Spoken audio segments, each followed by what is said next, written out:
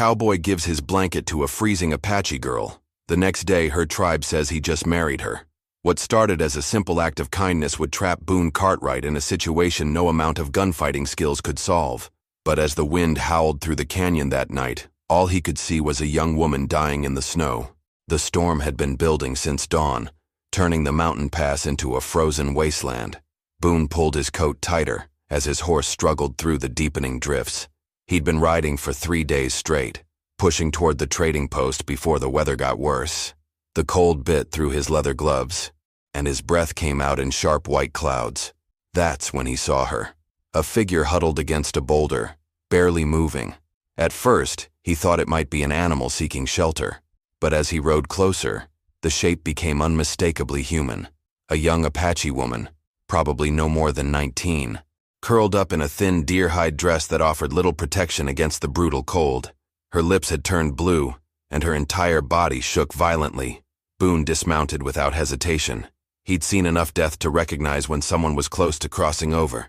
The woman's eyes fluttered open as he approached. Dark, intelligent eyes that held no fear, only resignation. She was beautiful in a way that made his chest tighten, but right now she was dying. He thought about the stories he'd heard in saloons, about Apache raiders, and the violence that followed wherever their paths crossed with settlers, about the unspoken rules of the frontier that said helping the wrong person could get you killed. But looking down at her, all those warnings felt distant and meaningless. Boone unwrapped the thick wool blanket from his bedroll. It was his best possession, the only thing keeping him warm during cold nights on the trail. His grandmother had made it years ago, before the fever took her. The blue and gray pattern was faded now, but it still held heat like nothing else he owned. Without a word, he wrapped the blanket around the shivering woman's shoulders. She looked up at him with surprise, as if kindness from a white man was the last thing she expected. Her fingers, stiff with cold, gripped the edges of the blanket gratefully. "You'll be all right," he said softly, though he wasn't sure she understood English. The woman's breathing began to steady as warmth returned to her body. Color slowly came back to her cheeks. She studied his face with those penetrating dark eyes, and for a moment, something passed between them that neither fully understood. Boone helped her to her feet and guided her to a more sheltered spot behind the rocks. He built a small fire, sharing what little food he had. The woman, who pointed to herself and said, "Ayana," ate slowly, never taking her eyes off him. She seemed to be memorizing every detail of his face. As the storm raged around them, they sat in comfortable silence. Boone found himself stealing glances at her, wondering about her story. How had she ended up alone in a blizzard? Where was her family? But those questions would have to wait. When dawn finally broke, Ayana stood and carefully folded the blanket. She held it out to him, but Boone shook his head. The cold had passed, and he had his coat. She needed it more than he did. Her eyes widened at his refusal to take it back. She spoke rapidly in Apache, gesturing between the blanket and herself, then pointing at him. Her tone was urgent, almost worried, but Boone couldn't understand a word. He just smiled and mounted his horse. "Keep warm," he called back as he rode away, thinking he'd done a good deed and would never see her again. But as Ayana watched him disappear into the morning mist, she clutched the blanket tighter. In her culture, what had just happened meant something very different than what the kind cowboy believed. And by sunset, her people would come looking for answers that would change both their lives forever. Boone reached the trading post by mid-afternoon, his mind still replaying the encounter with the Apache woman. Something about those eyes haunted him, the way she'd looked at him when he refused to take the blanket back. Almost like she was trying to warn him about something. The trading post sat in a valley surrounded by pine trees, smoke rising from its stone chimney. Inside, the warmth hit him like a wall. 3 other men huddled around a table, playing cards and drinking whiskey. The trader, a grizzled man named Murphy, looked up from cleaning his rifle. "Boone Cartwright," Murphy said, setting down his weapon. "Didn't expect to see you until spring. That storm nearly killed my horses. Had to push through," Boone replied, unbuttoning his coat. "Got business in Santa Fe that won't wait." Murphy poured him a cup of coffee, the liquid steaming black and bitter. Boone wrapped his cold hands around the tin cup, finally feeling human again. The warmth made him think of Ayana, wondering if she'd made it to safety. "See any trouble on the trail?" one of the card players asked. A thin man with nervous eyes and a scar across his jaw. "Apache have been moving through these parts. Folks are getting spooked." Boone hesitated, the coffee suddenly tasting sour in his mouth. He thought about mentioning Ayana, but something held him back. These men wouldn't understand. They'd see only the danger, not the frightened young woman who'd nearly frozen to death. "Nothing I couldn't handle," he said finally. The scarred man leaned back in his chair. "Smart to keep moving. Last week they hit a wagon train 20 miles south. Took everything. Left the bodies for the buzzards." He spat into a brass spittoon. "Animals, the lot of them." Boone's jaw tightened. The word animals echoed in his head as he remembered Ayana's grateful smile. Whatever those raiders had done, she wasn't part of it. She was just a woman who'd needed help. Murphy refilled his cup. "You can bunk here tonight. Got a room in the back. But I'd move on at first light if I were you. Been hearing drums in the hills. When they start drumming, trouble follows." As if summoned by his words, a rhythmic beating drifted through the valley, low and steady, like a heartbeat. The card game stopped.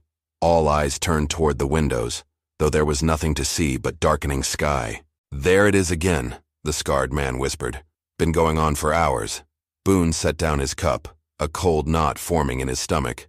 The drumming seemed to be coming from multiple directions, surrounding the valley. It wasn't random. There was a pattern to it, like a conversation being held in a language he couldn't understand. "Maybe they're just passing through," Murphy said, but his hand moved instinctively to his rifle. The drumming stopped abruptly. The silence that followed felt heavier than the sound itself. Boone found himself thinking about the blanket again, about the urgent way Ayana had spoken to him. Had she been trying to tell him something important? "I'll take that room," Boone said, finishing his coffee in one gulp. But as he settled into the narrow bunk that night, sleep wouldn't come. The drums had started again, closer this time, and somewhere in that rhythm, he could swear he heard his name being called. Outside his window, shadows moved between the trees. Not the random movement of animals, but the purposeful advance of people who knew exactly where they were going, people who were looking for someone, and in his gut, Boone knew they were looking for him. Dawn came too early and too quiet. The drumming had stopped sometime before sunrise, leaving behind an unnatural silence that made Boone's skin crawl. Even the birds seemed afraid to sing. He dressed quickly and stepped outside to check on his horse. The animal was restless, ears twitching at sounds only it could hear. Murphy emerged from the main building, rifle in hand, and worry etched deep in his weathered face. "They're out there," Murphy said quietly. "Been watching us all night. Haven't seen them, but I can feel eyes on me." Boone scanned the tree line. Nothing moved, but the feeling of being observed was unmistakable, like standing in front of a loaded gun. He saddled his horse, every movement deliberate and calm. Panic would only make things worse. "I'm riding out," Boone announced. "No point staying here if they want something." "You're crazy," the scarred man said from the doorway. "They'll pick you off before you reach the ridge." But Boone was already mounting up. Whatever was happening, hiding wouldn't solve it. He'd rather face it in the open than wait to be cornered like a rat. He rode slowly up the main trail, hands visible and away from his weapons. The morning mist clung to the valley floor, making everything look ghostly and uncertain. His horse's hooves echoed off the canyon walls, the only sound in the oppressive quiet. Then they appeared. 7 Apache warriors materialized from the trees like shadows given form. They didn't rush forward or raise weapons. They simply stepped into view and waited, blocking the trail ahead. Their horses were painted for war, but the men themselves seemed calm, almost ceremonial. Boone's hand instinctively moved toward his gun, then stopped. These weren't raiders. Their posture was formal, not threatening. One of them, an older man with intricate beadwork on his shirt, raised his hand in a gesture that clearly meant, "Stop." Boone reined in his horse, heart hammering against his ribs. The older Apache spoke in his native tongue, his voice carrying the weight of authority. Behind him, the other warriors remained motionless, their dark eyes studying Boone with an intensity that made him feel like a specimen under glass. Then, from behind the group, another figure emerged. Ayana. She wore the same deer-hide dress, but now Boone's blue and gray blanket was draped over her shoulders like a ceremonial cloak. Her eyes met his, and he saw something there that made his blood run cold. Not fear or gratitude, but responsibility. Heavy, unavoidable responsibility. The older Apache spoke again, and this time Ayana translated, her English carefully pronounced but tinged with an accent that made each word sound musical. "My grandfather says you have claimed me as your wife," she said simply. Boone's horse shifted beneath him as if responding to his shock. What? I never… The blanket, Ayanna continued, her voice growing stronger. In our ways, when a man gives his blanket to protect a woman, he declares his intention to provide for her always. To be her husband. The words hit Boone like a physical blow. He stared at the blanket, his grandmother's blanket, now transformed into something he'd never intended it to be. A marriage contract written in wool and good intentions. That's not what I meant, he said desperately. I was just trying to help. Ayanna's grandfather spoke again, his tone brooking no argument. Ayanna translated, though her voice had become smaller, more vulnerable. He says intentions matter less than actions. You saved my life and claimed me as yours. Now you must honor that choice. The canyon walls seemed to close in around Boone, as the full weight of his situation became clear. A simple act of kindness had bound him to a woman he barely knew, in a culture he didn't understand, with consequences he couldn't even imagine. Boone's mouth went dry as dust. 7 pairs of eyes watched him, waiting for an answer that could determine whether he lived to see another sunset. The morning air suddenly felt thin, making each breath a conscious effort. I don't understand your ways, Boone said carefully, his voice echoing off the canyon walls. Where I come from, giving someone a blanket just means you don't want them to freeze to death. Ayanna's grandfather, who she called Nalnish, listened to the translation and responded with what sounded like a question. His weathered face remained impassive, but his eyes held the sharpness of a man who'd survived by reading people's hearts. He asks if you would have given the blanket to an Apache man, Ayanna translated, her voice barely above a whisper. The question cut straight to the truth. Boone thought about it honestly. Would he have stopped for an Apache warrior? Would he have risked his own warmth for someone who might have been his enemy? The answer sat heavy in his chest. Probably not, he admitted. Nalnish nodded as if this confirmed something he already knew. He spoke again, his words flowing like water over stones, ancient and certain. He says you chose to see me as a woman first, Apache second. This shows honor, but honor carries responsibility. One of the younger warriors shifted restlessly on his horse, hand moving to rest on his weapon. Boone caught the movement and felt sweat trickle down his spine despite the morning chill. These men weren't just here to talk. They were here to enforce their customs, whatever the cost. What happens if I refuse? Boone asked, though he suspected he already knew the answer. Ayanna hesitated before translating. The conversation that followed was rapid and intense, with several warriors joining in. Boone watched their faces, trying to read the emotions behind words he couldn't understand. When they finished, Ayanna's face had gone pale. If you refuse, you dishonor not just me, but my family. My grandfather would be obligated to… She paused, searching for the right words in English. To restore our honor through blood. The threat hung in the air like smoke from a funeral pyre. Boone looked at each warrior in turn, seeing the resolution in their faces. They weren't bluffing. In their world, this wasn't negotiable. But then he looked at Ayanna, really looked at her. She stood straight and proud, but he could see the fear she was trying to hide. Fear of what would happen to him. Fear of what would happen to her family if violence erupted. Fear of being caught between two worlds that didn't understand each other. If you were Boone, what would you do? Accept a marriage to save your life but trap an innocent woman, or refuse and likely start a war that could destroy both of you? Tell me in the comments. I need to know which side you'd choose, because what Boone decided next would determine not just his fate, but the destiny of everyone standing in that canyon. There has to be another way, Boone said finally. Some test or trial I can undergo instead. Nalnish's eyebrows raised slightly, the first crack in his stoic expression. He spoke to Ayanna, who looked surprised by his response. He says you speak like a warrior, not a coward. This is unexpected. She paused. He will consider your words. But first, you must come to our village, to understand what you are truly choosing. The young warrior who'd been fingering his weapon spoke harshly, clearly disagreeing with this decision. Nalnish silenced him with a sharp look and what sounded like a rebuke. My cousin believes you should be forced to choose now, Ayanna explained. He thinks you will try to escape if given time. Boone met the young warrior's hostile glare. He could see the barely contained violence there, the desire to solve this problem with blood instead of words. One wrong move, one sign of disrespect, and this canyon would become a battlefield. I give you my word, Boone said, addressing Nalnish directly. I won't run. As Ayanna translated, Boone realized he'd just committed himself to something far more dangerous than a simple marriage proposal. He'd agreed to enter an Apache village, surrounded by people who had every reason to hate him, to face customs and trials he couldn't even imagine. But as they began to ride deeper into the mountains, one thought echoed in his mind. He was no longer just trying to save his own life.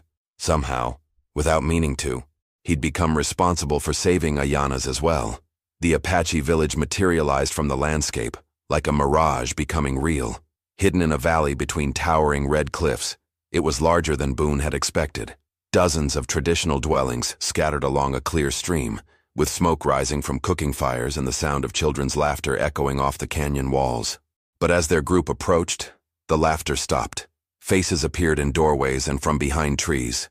Men, women, children, all watching the white man who rode among their warriors. Some expressions showed curiosity, others barely concealed hostility. Boone felt like a wolf walking into a sheep pen, except he wasn't sure who was the predator here. Nalnish led them to the center of the village, where a large fire pit was surrounded by logs arranged in a circle. An elderly woman emerged from the largest dwelling, her silver hair braided with turquoise beads. Her eyes, sharp as obsidian, fixed on Boone with an intensity that made him want to look away. My grandmother, Ayanna said quietly. Imala. She is not pleased. Imala spoke rapidly to Nalnish, her voice rising with what was clearly anger. She gestured toward Boone several times, her words cutting through the air like knife blades. Other villagers began to gather, forming a loose circle around the fire pit. What's she saying? Boone asked. Ayanna's face flushed with embarrassment. She says you smell like whiskey and violence. That bringing you here puts the whole village at risk. She paused. She also says I have brought shame on our family by accepting gifts from a stranger. The crowd grew larger and more agitated. Boone could pick out individual voices now, some arguing, others demanding. A young man about his own age pushed forward, speaking directly to Ayanna with obvious passion. She shook her head repeatedly, but he persisted. Who's that? Boone asked, though the jealousy in the man's eyes made the answer obvious. Kuruk. He has asked for my hand many times. Ayanna's voice was barely audible. He says this is a trick to avoid marrying him. Kuruk stepped closer to Boone, his hand resting on a knife at his belt. He spoke in English, the words heavily accented but clear enough. You take what is not yours. White man, leave now, or I will cut out your lying tongue. The threat sent a ripple of tension through the crowd. Boone felt the weight of every eye upon him. One wrong word, one aggressive move, and this would explode into violence that would destroy any chance of peaceful resolution. I didn't take anything, Boone said calmly. I gave something. There's a difference. Kuruk's face darkened. You gave nothing. You trick sacred customs for your pleasure, then run back to your people. If you're enjoying the story, subscribe to the channel. Before Boone could respond, Imala stepped between them. She spoke sharply to Kuruk, who reluctantly backed away, though his eyes never left Boone's face. Then she turned her attention to her granddaughter, her voice heavy with disappointment. Ayanna's shoulders sagged as she listened. When Imala finished speaking, tears glistened in the young woman's eyes. She says I must choose, Ayanna whispered. Either prove that your intentions are honorable by completing the marriage trials, or admit that I was foolish and accept Kuruk's proposal instead. The marriage trials. Boone felt his stomach drop. What kind of trials? 3 tests, Ayanna explained, her voice strengthening as she spoke. Strength, wisdom, and sacrifice. If you fail any of them, she didn't need to finish. The alternative was written in the hostile faces surrounding them. Nalnish spoke again, and the crowd fell silent. His voice carried the authority of law itself. He says the trials begin at sunset, Ayanna translated. And if you try to leave before they're completed, Kuruk has permission to hunt you down. Boone looked around the circle of faces, some hopeful, others eager for his failure. But it was Ayanna's expression that decided him. Behind the fear and uncertainty, he saw something that reminded him why he'd given her the blanket in the first place. She was worth protecting, worth fighting for, even if he didn't fully understand why. Then I guess we'd better get started, he said. As the sun began to sink behind the canyon walls, the entire village gathered around the central fire. The flames cast dancing shadows on the red stone cliffs, turning the peaceful valley into something primal and ancient. Boone stood at the edge of the circle, watching the Apache prepare for what felt more like a funeral than a wedding ceremony. Nalnish approached carrying 3 objects: a thick rope, a piece of carved wood covered in symbols, and a small leather pouch that clinked softly when he moved. He set them down near the fire and began to speak, his voice carrying over the crackling flames. "The first trial tests your strength," Ayanna translated, standing beside Boone. "You must climb the sacred cliff face using only the rope, reach the eagle's nest, and bring back a feather." Boone looked up at the towering wall of stone that rose behind the village. Even in the fading light, he could see it was nearly vertical, with few handholds and loose rock that would crumble under weight. The eagle's nest was a dark smudge about 60 feet up, impossibly high and dangerous. "Men have died attempting this," Ayanna added quietly. "Even our own warriors sometimes fail." Kuruk stepped forward, speaking loudly enough for everyone to hear. He gestured toward the cliff with obvious contempt, clearly suggesting that the white man would never succeed where Apache warriors had failed. "He says you will fall like a stone," Ayanna translated. "That your soft hands have never held anything harder than a whiskey bottle." The insult stung because it wasn't entirely wrong. Boone was strong enough, but rope climbing wasn't exactly a common skill for cowboys. Still, he'd been in tighter spots. At least he hoped he had. He stripped off his coat and hat, feeling the evening chill bite at his skin. The rope was rough hemp, worn smooth in places by previous climbers. As he tested its strength, he could feel the weight of every eye in the village watching him.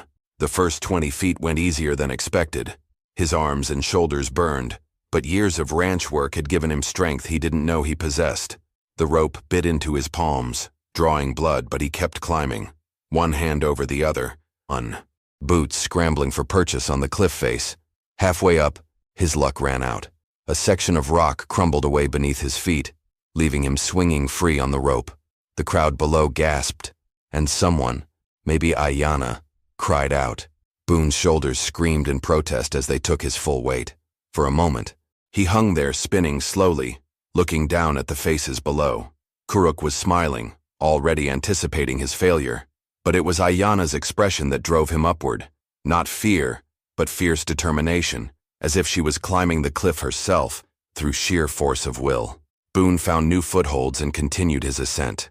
The eagle's nest loomed above him, a tangle of sticks and bones built on a narrow ledge. As he reached for it, a massive golden eagle burst from the shadows, talons extended and wings beating furiously around his head. He ducked, nearly losing his grip, as the bird screamed its outrage.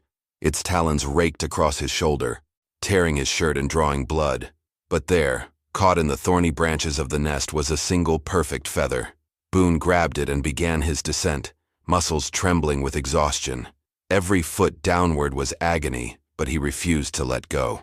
When his boots finally touched the ground, his legs buckled, and he collapsed to his knees. The village erupted in surprised murmurs. Even Kuruk looked stunned that the white man had succeeded. Boone held up the eagle feather, its golden-brown surface gleaming in the firelight. Nalnish took the feather and examined it carefully before nodding his approval. He spoke briefly, and Ayanna translated with obvious relief in her voice. "He says the eagle fought you, but you persevered. The first trial is complete." But before Boone could catch his breath, Nalnish picked up the carved wooden piece. It was covered in intricate symbols that seemed to shift and dance in the firelight. "The second trial tests your wisdom," Ayanna said, her voice growing tense again. "You must solve the riddle of the ancestor stone before the fire burns down to embers." Boone looked at the symbols, then at the fire. It was large now, but wood burned fast in the dry mountain air. He had maybe an hour, probably less. "What happens if I can't solve it?" he asked. Ayanna hesitated. "Then you have failed 2 trials, and failure means—" She didn't finish, but the answer was written in Kuruk's eager expression. Failure meant death, and success was looking more impossible by the minute. As Boone stared at the ancestor stone, trying to make sense of symbols that might as well have been written by aliens, one thought echoed in his mind. How do you solve a riddle when you don't even understand the language it's written in? Boone turned the carved stone over in his bleeding hands, studying the symbols that seemed to mock him with their ancient mystery. The fire crackled lower, each spark that died taking him closer to failure. Around the circle, Villagers whispered among themselves, some shaking their heads as if his defeat was already certain. The symbols were unlike anything he'd seen before. Some looked like animals, a bear, an eagle, what might have been a snake. Others resembled natural features, mountains, rivers, the sun and moon. But how they connected, what story they told, remained as impenetrable as the cliff he'd just climbed. "Can you give me a hint?"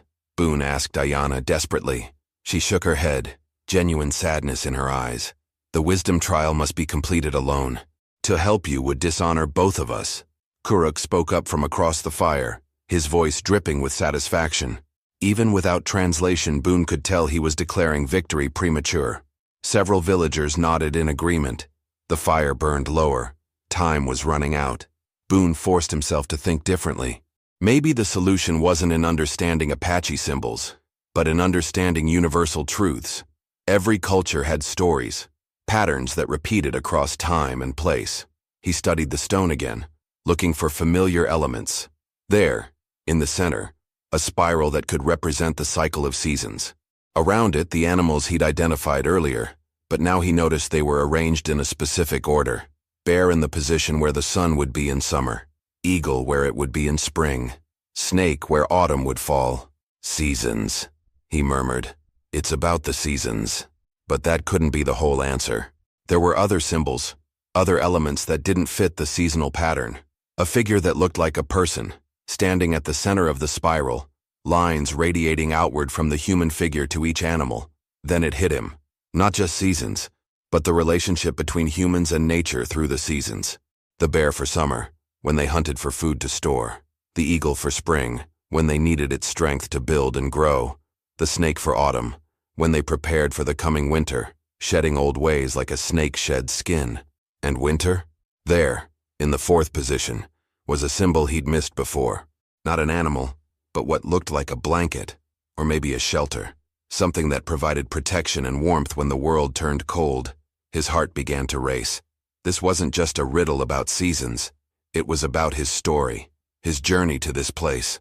"The riddle isn't asking what the symbols mean," Boone said aloud, his voice carrying across the suddenly quiet circle. "It's asking why I'm here." He stood up, holding the stone toward Nalnish. "Each symbol represents a choice. Bear, the choice to take what you need by force. Eagle, the choice to soar above others' suffering. Snake, the choice to shed your responsibilities when times get hard." He paused, looking directly at Ayanna. "And the blanket, the choice to give warmth even when it costs you." The fire had burned down to glowing embers, but Nalnish held up his hand to stop the trial. He spoke quickly to Ayanna, who looked stunned by Boone's answer. "He says you understand that wisdom isn't about knowing our symbols, but about knowing yourself," she translated. "The ancestor stone shows the 4 paths a man can take when faced with another's suffering. You chose the path of the blanket." Murmurs rippled through the crowd. Even Kuruk looked surprised, but Nalnish wasn't finished speaking. "The second trial is complete," Ayanna continued. "But grandfather says the third trial is the most dangerous. It tests not your body or mind, but your heart." Nalnish picked up the leather pouch, and the clinking sound seemed ominous in the near darkness. When he opened it, Boone saw it contained small bones, finger bones, carved with more symbols. "The trial of sacrifice," Ayanna whispered. "You must choose what you're willing to lose to gain what you claim to want." As the bones scattered on the ground in patterns only Nalnish could read, Boone realized that surviving the first 2 trials might have been the easy part, because what was coming next would ask him to examine the one thing he'd been avoiding since this all began, what he truly wanted and what he was willing to pay to get it. The bone casting seemed to take forever. Nalnish studied the pattern with the intensity of a man reading life and death in scattered fragments. The village held its collective breath as he finally spoke, his words heavy with the weight of ancient law. "The bones have chosen the sacrifice," Ayanna translated, her voice barely audible. "You must give up the thing you value most in this world. Only then can you claim what you seek." Boone felt a chill that had nothing to do with the mountain air. "What if I don't know what I value most?" Nalnish smiled grimly and gestured toward Boone's horse, still saddled and waiting at the edge of the village. Then he pointed to the gun belt around Boone's waist. Finally, his finger settled on the faded photograph tucked into Boone's shirt pocket, a picture of his parents, the only thing he had left of his family. "He says a man always knows," Ayanna whispered. The bones will reveal what you try to hide from yourself. Kuruk stepped forward, speaking rapidly and gesturing toward the scattered bones. His tone was challenging, almost mocking. Several other villagers nodded in agreement with whatever he was saying. My cousin says this is foolishness, Ayana explained. That no white man would sacrifice anything real for an Apache woman. He believes you will choose to leave rather than give up what matters to you. Boone looked at each item Nalnish had indicated. His horse represented freedom, the ability to go anywhere, be anyone. His gun meant protection, the power to defend himself in a hostile world. And the photograph, that was his past, his identity, the last connection to who he'd been before this moment. But as he stood there, surrounded by faces lit by dying embers, Boone realized something that surprised him. None of those things felt as important as they had yesterday. The horse was just an animal. The gun was just a tool. Even the photograph, precious as it was, represented people who were already gone. What mattered was the living. What mattered was the woman standing beside him, caught between worlds because of his actions. I know what I have to sacrifice, Boone said quietly. He reached into his shirt and pulled out the photograph. His parents stared back at him from the faded paper. His father stern and proud, his mother gentle and kind. For years, this image had been his anchor, the reminder of where he came from and who he was supposed to be. But holding on to the past meant he couldn't embrace the future. Boone walked to the fire pit and knelt beside the glowing embers.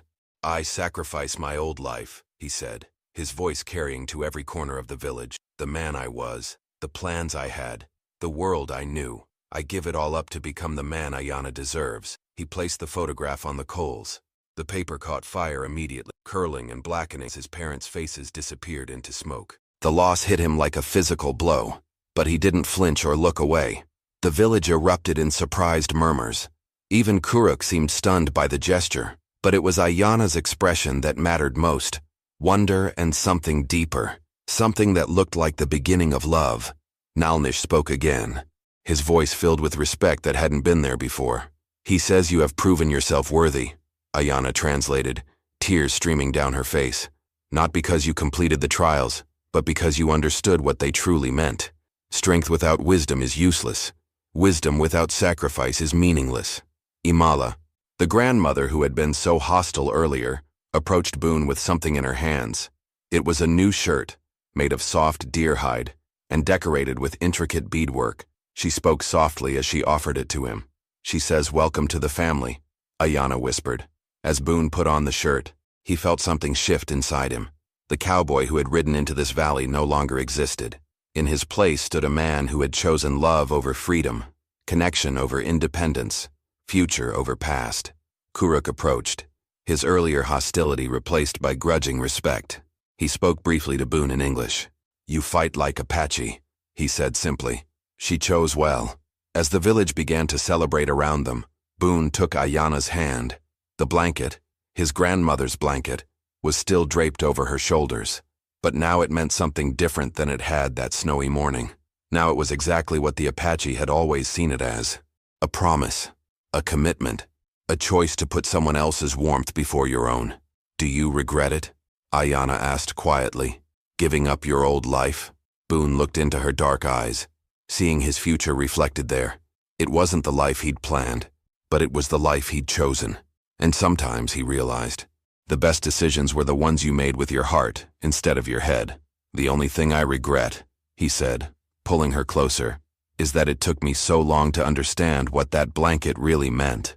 As the celebration continued around them, Boone knew that tomorrow would bring new challenges.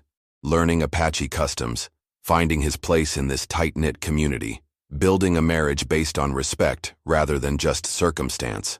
But tonight, with Ayana's hand in his, and his grandmother's blanket wrapped around both their shoulders, he felt something he hadn't experienced in years. He felt like he was home. If you enjoyed the story, consider sending a super chat to help bring more stories like this.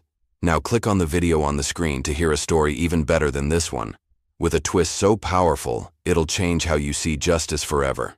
The next tale will show you what happens when mercy and vengeance collide in ways you never imagined. Click on the video now.